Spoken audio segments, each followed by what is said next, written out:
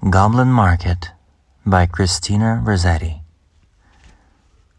Morning and evening maids heard the goblins cry, "Come buy our orchard fruits, come buy, apples and quinces, lemons and oranges, plump unpecked cherries, melons and raspberries, bloom-down-cheeked peaches, swart-headed mulberries, wild freeborn cranberries, crabapples, dewberries, pineapples, blackberries, apricots, strawberries, all ripe together in summer weather, morns that pass by, fair eves that fly, come buy, our grapes fresh from the vine, pomegranates full and fine, dates and sharp bullaces, rare pears and greenages, damsons and bilberries, taste them and try. Currants and gooseberries, bright fire-like barberries, figs to fill your mouth, citrons from the south, sweet to tongue and sound to eye, come buy. Evening by evening among the brookside rushes, Laura bowed her head to hear. Lizzie veiled her blushes, crouching close together in the cooling weather, with clasping arms and cautioning lips, with tingling cheeks and fingertips. "Lie close," Laura said, prickling up her golden head. "We must not look at goblin men. We must not buy their fruits. Who knows upon what soil they fed their hungry, thirsty roots?" "Come buy," called the goblins, hobbling down the glen. "Oh," cried Lizzie, Laura, you should not peep at goblin men." Lizzie covered up her eyes, covered close, lest they should look. Laura reared her glossy head and whispered like the restless brook, "Look, Lizzie, look, Lizzie." Down the glen tramp little men. One holds a basket, one bears a plate, one lugs a golden dish of many pounds weight. How fair the vine must grow, whose grapes are so luscious! How warm the wind must blow through those fruit bushes! "No," said Lizzie, no, their offers should not charm us, their evil gifts would harm us." She thrust a dimpled finger in each ear, shut her eyes and ran. Curious Laura chose to linger, wondering at each merchant man. One had a cat's face, one whisked a tail, one tramped at a rat's face, one crawled like a snail, one like a wombat prowled out obtuse and furry, one like a rattle tumbled hurry-scurry. She heard a voice like voice of doves, cooing all together. They sounded kind and full of loves in the pleasant weather.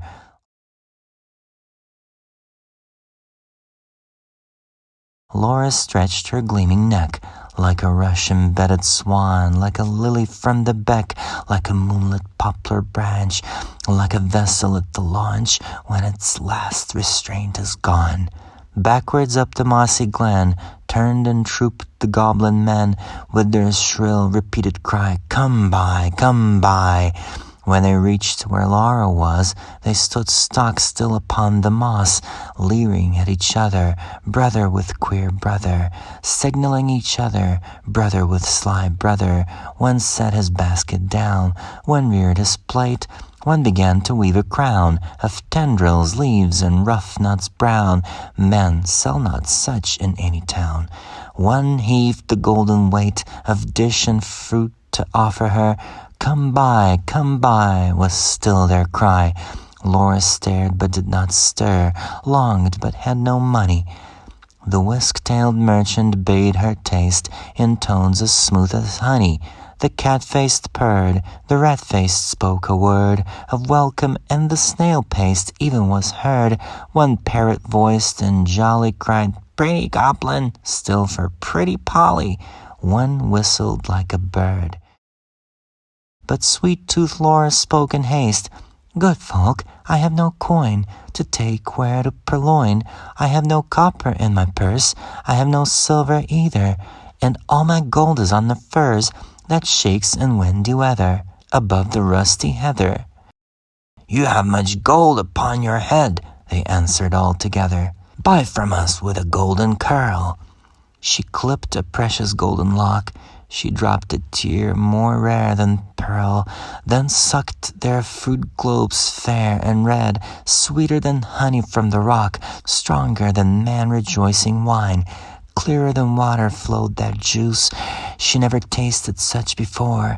How should it cloy with length of use? She sucked and sucked and sucked the more fruits which that unknown orchard bore. She sucked until her lips were sore, then flung the empty rinds away, but gathered up one kernel stone, and knew not was it night or day as she turned home alone. Lizzie met her at the gate, full of wise upbraidings. "Dear, you should not stay so late. Twilight is not good for maidens. Should not loiter in the glen, in the haunts of goblin men. Do you not remember Jeanie, how she met them in the moonlight, took their gifts, both choice and many, ate their fruits and wore their flowers, plucked from bowers where summer ripens at all hours? But ever in the noonlight she pined and pined away, sought them by night and day, found them no more, but dwindled and grew gray, then fell with the first snow, while to this day no grass will grow where she lies low. I planted daisies there a year ago that never blow. You should not loiter so." "Nay, hush," said Laura. "Nay, hush, my sister. I ate and ate my fill, yet my mouth waters still. Tomorrow night I will buy more," and kissed her. "Have done with sorrow. I'll bring you plums tomorrow, fresh on their mother twigs, cherries worth getting. You cannot think what figs my teeth have met in, what melons icy cold piled on a dish of gold, too huge for me to hold, what peaches with a velvet nap, pellucid grapes without one seed. Odorous indeed must be the mead whereon they grow, and pure the wave they drink, with lilies at the brink, and sugar sweet their sap. Golden head by golden head, like two pigeons in one nest, folded in each other's wings, they lay down in their curtained bed, like two blossoms on one stem, like two flakes of new-fallen snow, like two wands of ivory, tipped with gold for awful kings. Moon and stars gazed in at them, wind sang to them lullaby, lumbering owls forbore to fly, not a bat flapped to and fro round their rest, cheeks to cheeks and breast to breast, locked together in one nest. Early in the morning, when the first cock crowed his warning, neat like bees, as sweet and busy, Laura rose with Lizzie, fetched in honey, milked the cows, aired and set to rights the house, kneaded cakes of whitest wheat, cakes for dainty mouths to eat, next churned butter, whipped up cream, fed their poultry, sat and sewed, talked as modest maidens should. Lizzie with an open heart, Laura in an absent dream, one content, one sick in part, one warbling for the mere bright day's delight, one longing for the night. At length slow evening came. They went with pitchers to the reedy brook, Lizzie most placid in her look, Laura most like a leaping flame. They drew the gurgling water from its deep. Lizzie plucked purple and rich golden flags, then turning homeward said, "The sunset flushes those furthest loftiest crags. Come, Laura, not another maiden lags. No wilful squirrel wags. The beasts and birds are fast asleep." But Laura loitered still among the rushes, and said the bank was steep, and said the hour was early still, the dew not fallen, the wind not chill, listening ever but not catching the customary cry, come by," of sugar-baited words, not for all her watching, one's discerning even one goblin, racing, whisking, tumbling, hobbling, let alone the herds that used to tramp along the glen in groups of single, of brisk fruit merchant men, till Lizzie urged, "O Laura, come, I hear the fruit call, but I dare not look. You should not loiter longer at this brook. Come with me home, the stars arise, the moon bends her arc, each glowworm winks her spark. Let us get home before the night grows dark, for clouds may gather, though this is summer weather. Put out the lights and drench us through. Then if we lost our way, what should we do?" Laura turned cold as stone to find her sister heard that cry alone, that goblin cry, "Come buy our fruits, come buy." Must she then buy no more such dainty fruit? Must she no more such succous pasture find, gone deaf and blind? Her tree of life drooped from the root. She said not one word in her heart's sore ache, but peering through the dimness, not discerning, trudged home, her pitcher dripping all the way, so crept to bed and lay silent till Lizzie slept, then sat up in a passionate yearning, and gnashed her teeth for balked desire, and wept as if her heart would break. Day after day, night after night, Laura kept watch in vain, in sullen silence of exceeding pain. She never caught again the goblin cry, "Come buy, come buy." She never spied the goblin men hawking their fruits along the glen. But when the noon waxed bright, her hair grew thin and gray. She dwindled as the fair full moon doth turn to swift decay and burn her fire away. One day, remembering her kernel's stone, she set it by a wall that faced the south, dewed it with tears, hoped for a root, watched for a waxing shoot. But there came none. It never saw the sun. It never felt the trickling moisture run, while with sunk eyes and faded mouth she dreamed of melons as a traveler sees false waves in desert drouth with shade of leaf-crowned trees, and burns the thirstier in the sandful breeze. She no more swept the house, tended the fowls or cows, fetched honey, kneaded cakes of wheat, brought water from the brook, but sat down listless in the chimney nook and would not eat. Tender Lizzie could not bear to watch her sister's cankerous care, yet not to share. The night and morning caught the goblin's cry, "Come buy our orchard fruits, come buy, come buy." Beside the brook, along the glen, she heard the tramp of goblin men, the yoke and stir. Poor Laura could not hear, longed to buy fruit to comfort her, but feared to pay too dear. She thought of Jeanie in her grave, who should have been a bride, but who for joys brides hope to have, fell sick in her gay prime in earliest winter time, with the first glazing rime, with the first snowfall of crisp winter time, till Laura, dwindling, seemed knocking at death's door. Then Lizzie weighed no more, better and worse, but put a silver penny in her purse, kissed Laura, crossed the heath with clumps of firs, at twilight halted by the brook, and for the first time in her life began to listen and look.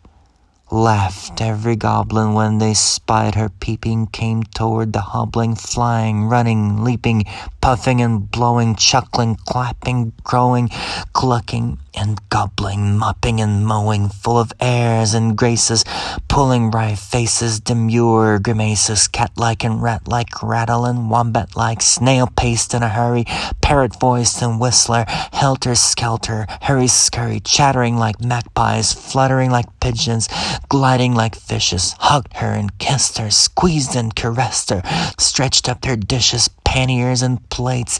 Look at our apples, russet and done, bob at our cherries, bite at our peaches and dates, grapes for the asking, pears red with basking out in the sun, plums on their twigs, pluck them and suck them, pomegranates, figs.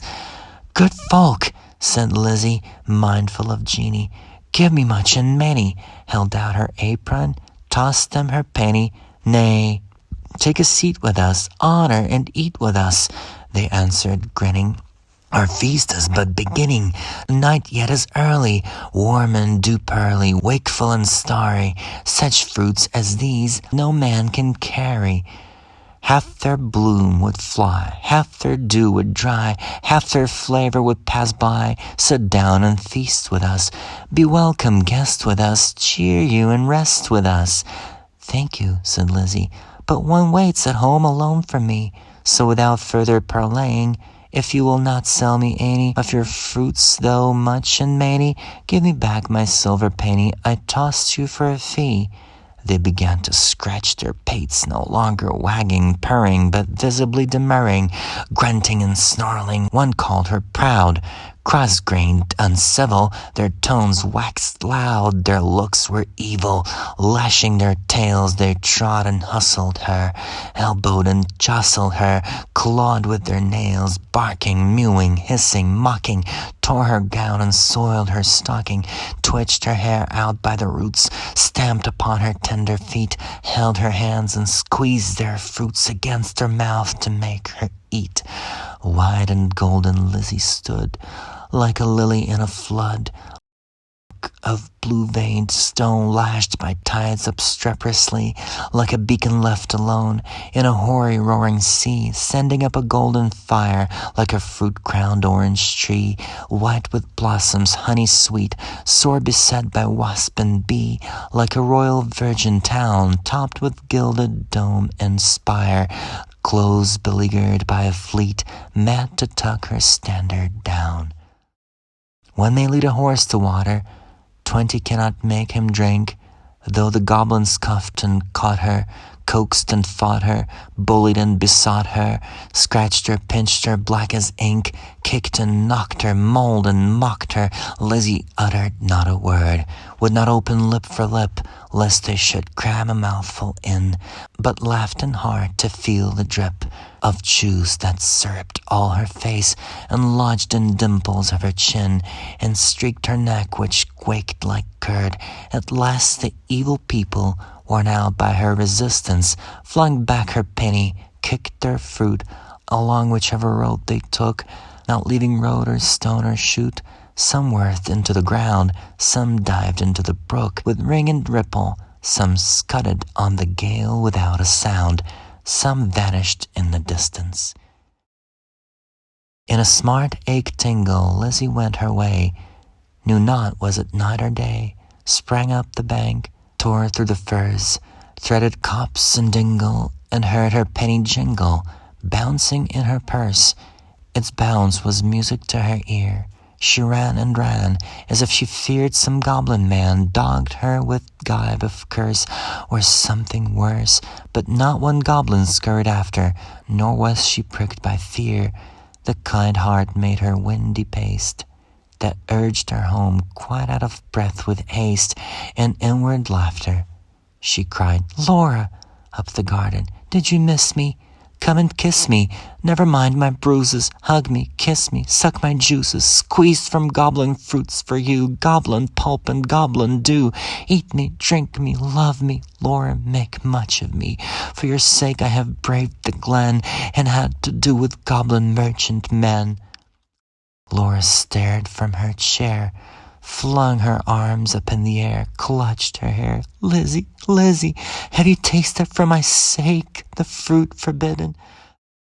Your light like mine be hidden, your young life like mine be wasted, undone in mine undoing, and ruined in my ruin, thirsty, cankered, goblin-ridden." She clung about her sister, kissed and kissed and kissed her. Tears once again refreshed her shrunken eyes, dropping like rain after long sultry drouth. Shaking with anguish, fear, and pain, she kissed and kissed her with a hungry mouth. Her lips began to scorch, that juice was wormwood to her tongue. She loathed the feast. Writhing as one possessed, she leaped and sung, rent all her robe and wrung her hands in lamentable haste, and beat her breast. Her locks streamed like the torch, borne by a racer at full speed, or like the mane of horses in their flight, or like an eagle when she streams the light straight toward the sun, or like a caged thing freed, or like a flying flag when armies run. Swift fire spread through her veins, knocked at her heart, met the fire smoldering there, and overbore its lesser flame. She gorged on bitterness without a name. Ah, fool, to choose such part of soul-consuming care! Sense failed in the mortal strife, like the watchtower of a town, which an earthquake shatters down. Like a lightning-stricken mast, like a wind-uprooted tree, spun about, like a foam-topped water-spout, cast down headlong in the sea. She fell at last. Pleasure past and anguish past. Is it death or is it life? Life out of death. That night long Lizzie watched by her, counted her pulses' flagging stir, felt for her breath, held water to her lips, and cooled her face with tears and fatting leaves. But when the first birds chirped about their eaves, and early reapers plodded to the place of golden sheaves, and dew-wet grass bowed in the morning winds so brisk to pass, and new buds with new day opened of cup-like lilies on the stream, Laura awoke as from a dream, laughed in the innocent old way, hugged Lizzie, but not twice or thrice. Her gleaming locks showed not one thread of gray. Her breath was sweet as May, and light danced in her eyes. Days, weeks, months, years afterwards, when both were wives, with children of their own, their mother hearts beset with fears, their lives bound up in tender lives, Laura would call the little ones and tell them of her early prime, those pleasant days long gone, of not returning time, would talk about the haunted glen, the wicked, quaint fruit merchant men, their fruits like honey to the throat, but poison in the blood. Men sell not such in any town. Would tell them how her sister stood in deadly peril to do her good, and win the fiery antidote. Then joining hands to little hands, would bid them cling together, for there is no friend like a sister, in calm or stormy weather, to cheer one on the tedious way, to fetch one if one goes astray, to lift one if one totters down, to strengthen whilst one stands.